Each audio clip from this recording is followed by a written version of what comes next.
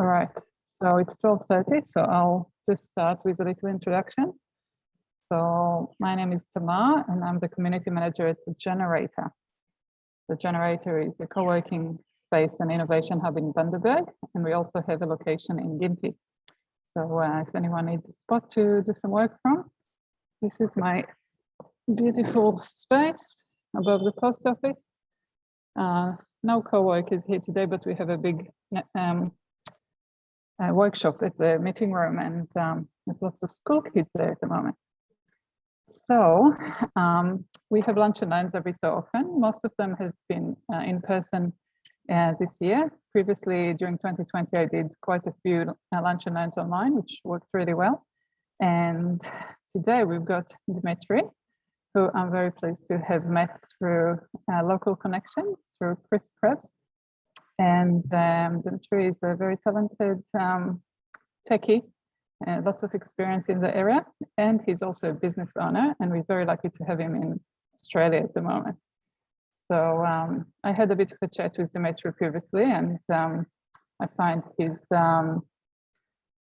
ideas about bridging the gap really interesting, and we had a few conversations about how to communicate. So I'll hand it over to you, Dmitry, and everyone, please ask questions, and feel free to have your cameras on if you feel like it, or communicate by the chat.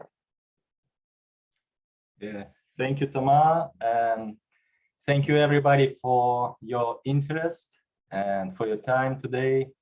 And thanks, Tamar, for the great introduction. So I will share my screen now and show some pictures. So I'm Dmitry, and the topic I'm going to speak today is about the bridging the gap between business and technology. I've been doing tech stuff for the most of my life, so that's something that I'm really passionate about. And for the last few years, I also do business based on technology. So talking about this topic is also helping me to solidify my activity and to make it more consistent. And as you can see, English is a foreign language for me. I'm in the process of making it my second language. So sometimes I might sound a little bit funny and you might not be able to understand what I mean. So please feel free to write anything in the chat if anything is not so clear. Okay, so our plan for today, I will talk a little bit about myself, my experience, my biography a little bit, and then I'll go through the definitions in general, what is business and what is technology, what they do, where they intersect, and how they interact regarding the people mostly. We will also take a look on the topic from the business perspective, how business people see technology, and then we will do the same from technical perspective, how techies see the business. And then I'll share some practical cases and suggestions. I was focusing mostly, this presentation is mostly for startup owners. So I assume some of you are startup owners.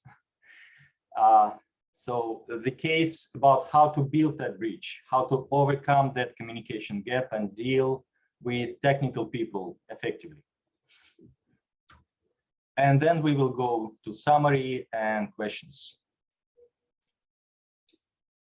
Okay, a little bit about myself. This is an old photo, but it illustrates some aspects of the topic I'm going to talk today. This is a piece of technology I'm standing on.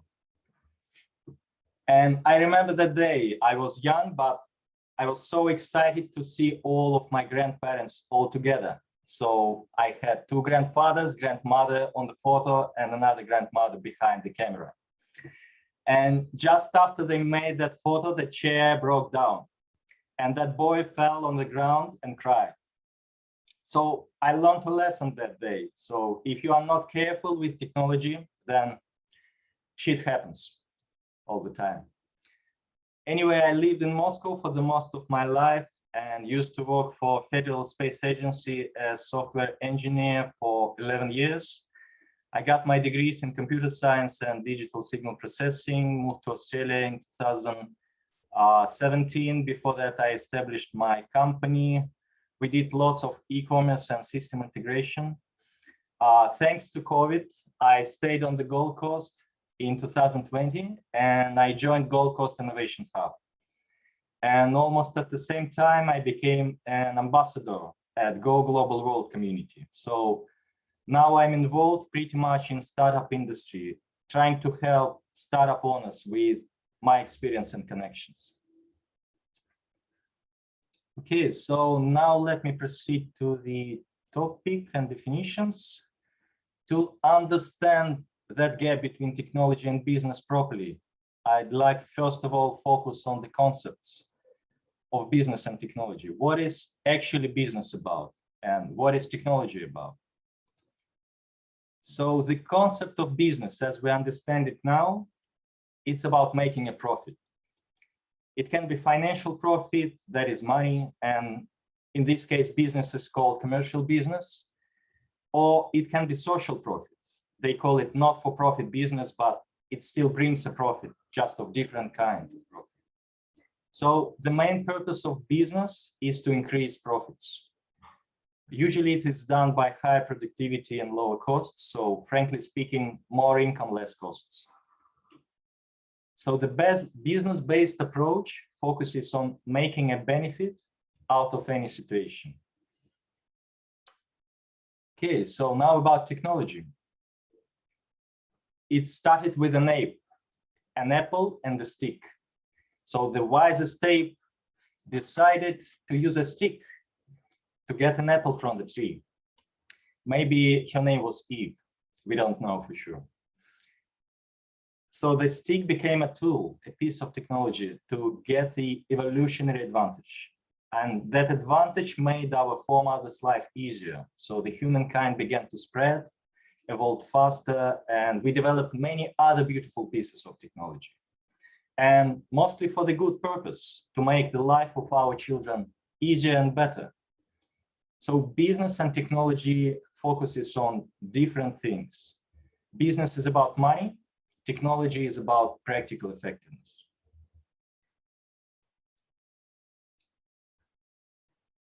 Often they combine their focus and power and produce great results for good. But sometimes their combination, especially with the greed of people, produces not so good results. I just want to mention that here because I believe there should be some moral obligations about the business and technology to prevent dangerous consequences. So many thousands of years ago, the stick as the first technology became a weapon to defeat enemies. It was transformed into a sword, into a rifle. It was complex process. So we got nuclear technology that was initially developed to provide an effective source of energy, but we got nuclear weapons. So same story, different time. What I'm trying to say is that each business and each piece of technology can have hidden side effects. And I believe we all should be very careful, especially now in the age of fast-growing technosphere, not to omit some dangerous aspects of technology. Okay, so let me take a look on the topic from the business perspective as a businessman. So from the business point of view, technology is a tool to make profit. So we remember that business is about profit. And the obvious example here is e-commerce. I used to work a lot with many e-commerce companies, and people who established that companies, they used web technologies to sell different things and promote consumerism. I usually had 5 or 6 projects a year. So after 5 years of such work, I got some understanding about motivation of those people.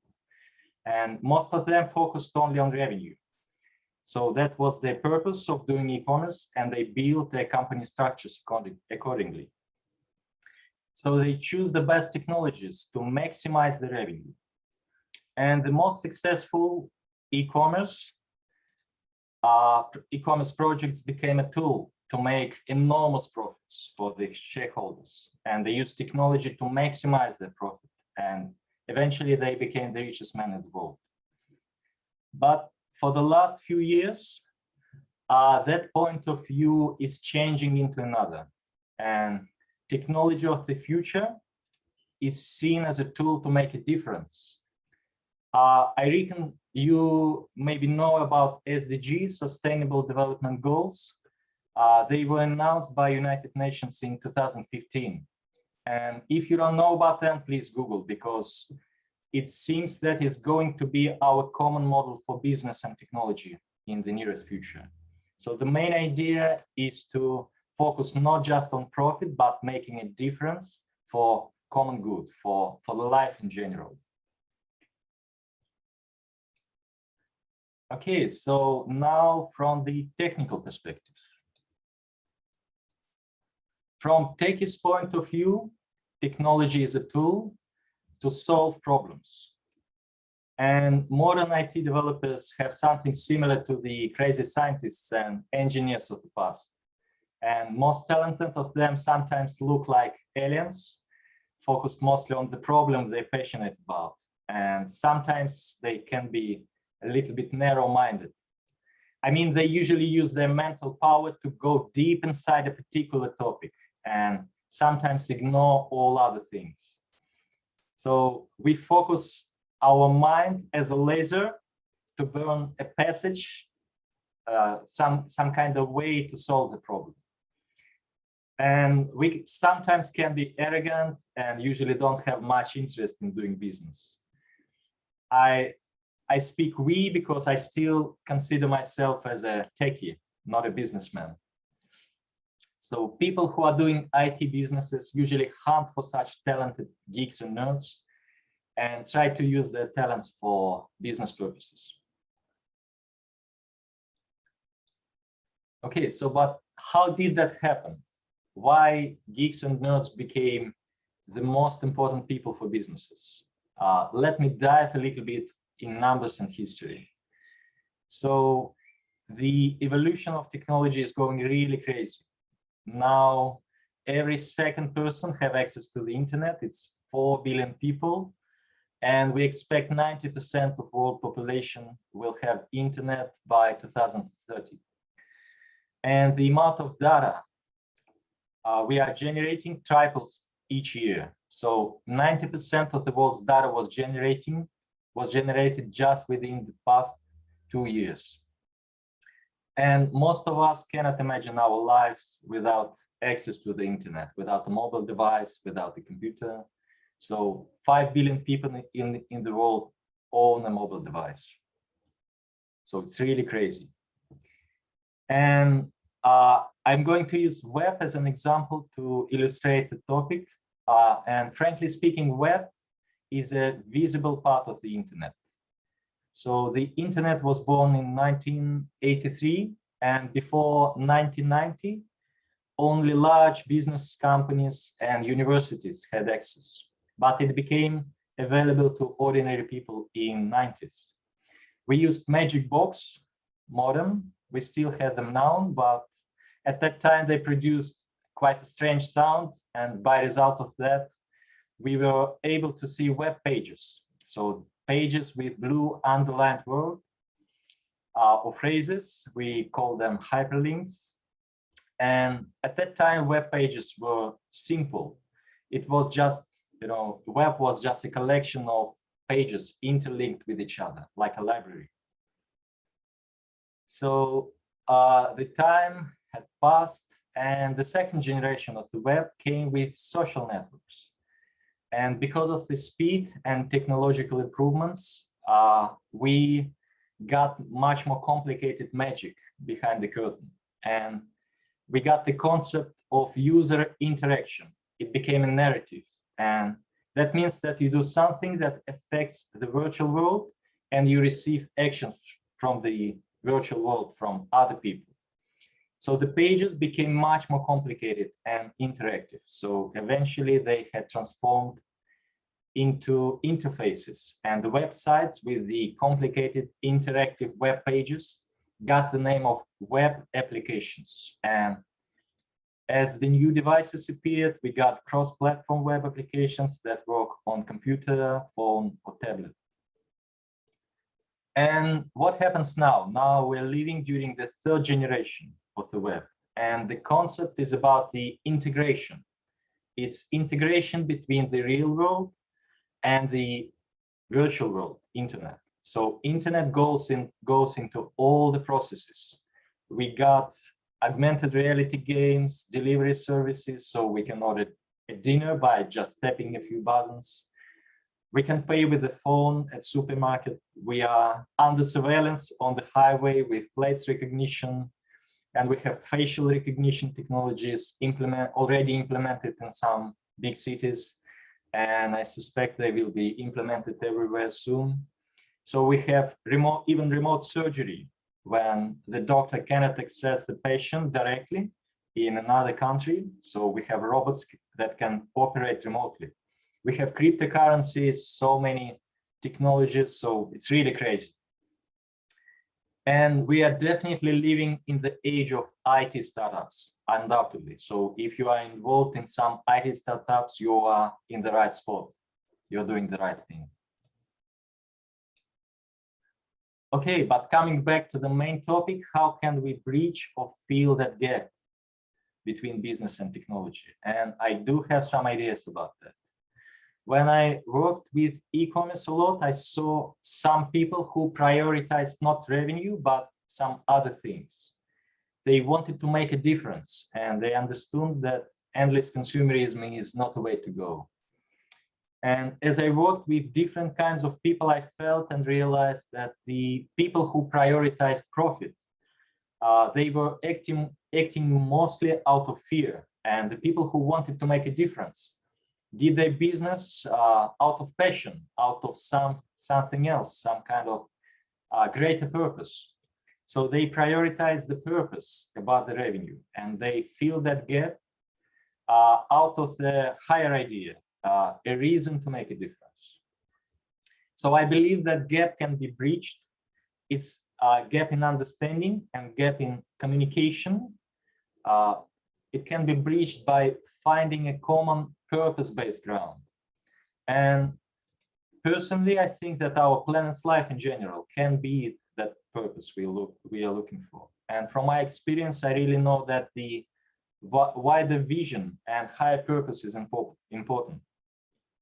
It brings much more motivation to go forward with your journey. And even if you are solving just a small and narrow problem, it's still much better to think about it in the context of global good, some global vision. And it will make you much more passionate about your idea. Okay, but how can we implement all of those principles in action? Let me give some examples and suggestions. Okay, about the common language between business people and technical people. We should find a common ground, some sort of mutual language. And I think it's about the language, because in technology we like to use some particular vocabulary, like solution, development, framework, research, optimization. And business people, business language traditionally operates with the words like risks, budgets, income, profit, losses, advantages. But definitely there are some words that are used in both areas, such as milestone, process, resource. So we can build a common vocabulary, common purpose-based language. And what I do with my clients, the first thing I do is I build a common ground, trying to focus and study my client's area of interest, my client's business. And I expect my clients to study technical areas related to their businesses. So the more we communicate and transparently exchange our ideas, doubts, and suggestions, the better results we can get. And it's also about friendly relationships. So know each other better on personal level. Another thing is psychology. So each of us has unique brain structure. in general, we usually have either left-focused or right-focused brain. So we all have different vision and we intake things differently. So find out the type of your personality and you will be able to get the best results for your projects. And find out the best way to deal with other people based on your type. And there are so many ways to do that. There are so many material on the internet about that. And okay, so task management is crucial.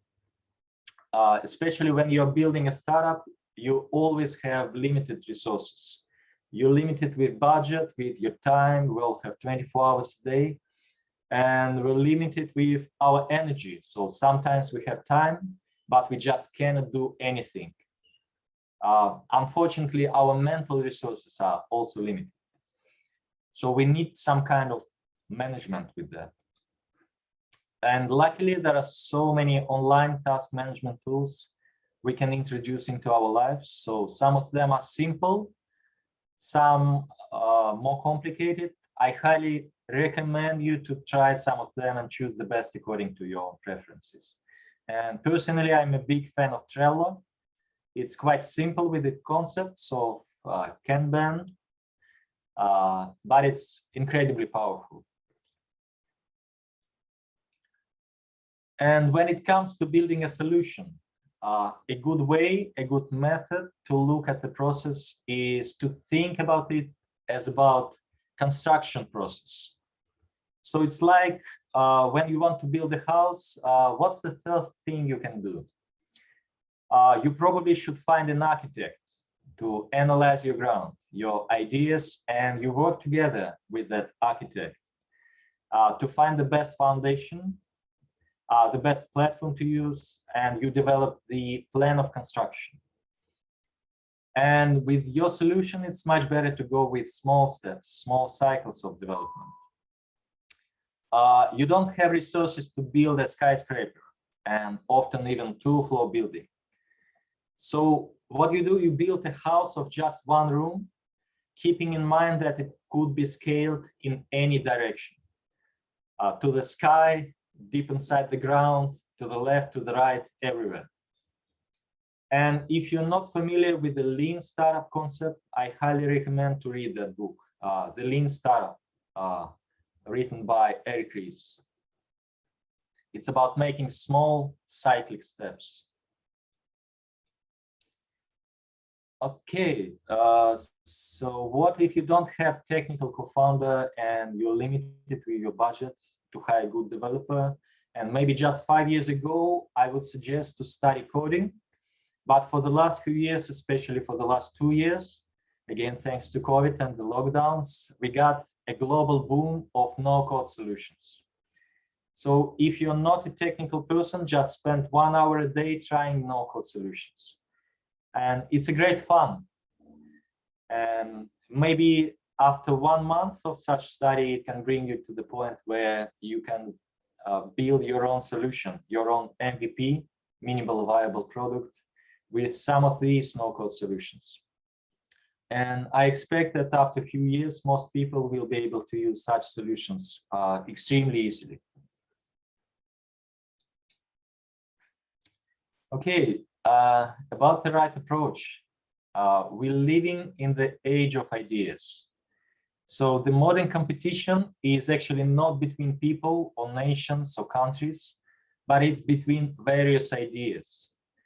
So different ideas compete with each other, and only the best well-developed ideas and well-refined ideas will survive that competition. So if you have an idea and you believe in it, do your best to verify it and refine it as much as possible before actually doing any sort of development. Because if you put much effort implementing poorly verified idea, you could build a marvelous product, but it will be useful only for yourself. If you manage to infect a technical person or some other people who are needed to you with your idea, they will join you. It's like a faith. It's actually about your ability to generate and refine the right ideas based on your gut feelings and proper analysis combined together. So if you have a brilliant idea, frankly speaking, you will easily convert many people to your faith. And if the idea is not so refined, it could be difficult.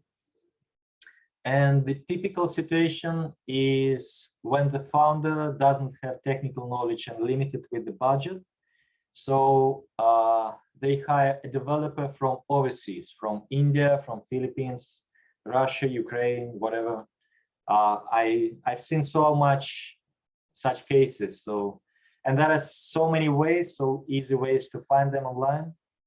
And even if you manage to find the right person or company, it is still a big risk for you because there are so many tiny things in cultural differences, in technical management, in understanding the development process. So the right solution here could be to use the local person of the same culture to manage the overseas team.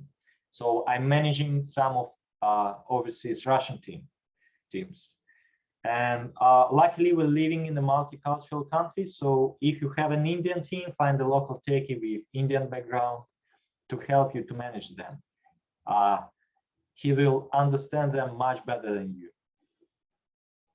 And I strongly recommend you to use cyclic development approach with continuous delivery and continuous integration pattern. In a word, it's about building something extremely simple, but with an ability to scale it in any direction after customer verification. Okay, in summary, I would say that that bridge between business technology is all about the purpose. So find your purpose. In fact, other people with your purpose, with your idea, try to verify it as much as possible. So only well-verified ideas will survive the competition with other ideas. And if you don't have technical co-founder and developers, try to use no-code solutions. Sometimes it's much more effective way to use a no-code solution than a full code framework. Okay, so that's probably all I wanted to share now. I will be happy to contact you after this meeting as well, and I'm happy to answer some questions now. And you can always find me online, or please come on the Gold Coast and let's have a chat. Okay. Thank you again. Thank you, Dmitry. That was really interesting. Wow. So I'm just in the process of getting some coding classes for Vandenberg. So you reckon it's no code is the way to go? I would say that if you don't have no code classes, you should have them, because no code is our future. And coding is easy to study in the beginning, but when you go to the real cases, to the real apps, it becomes much more complicated. And to become the real coder, not just a student, it will take about 1 or 2 years at least to build up your experience, your understanding. And there are so many frameworks, so many platforms. If you focus on particular framework or platform, you will probably get some knowledge about just narrow area of interest. But with no-code solutions, it's all about your ability to logically generate the structures. So, for example, if you study Glide, it's maybe one of the simplest no-code solutions. You will get the basic picture of how to combine blocks together. It's like Lego constructor. So you just take one piece, another piece, put some glue in between and connect them in a certain way you want. And you can connect different no-code solutions to one another. There are some solutions that can connect other solutions between them. So I would say that it's much wiser to go with no-code these days. But if you can have both, so lessons about coding and lessons about no coding, that would be better. Yeah, even better. Cool, thank you.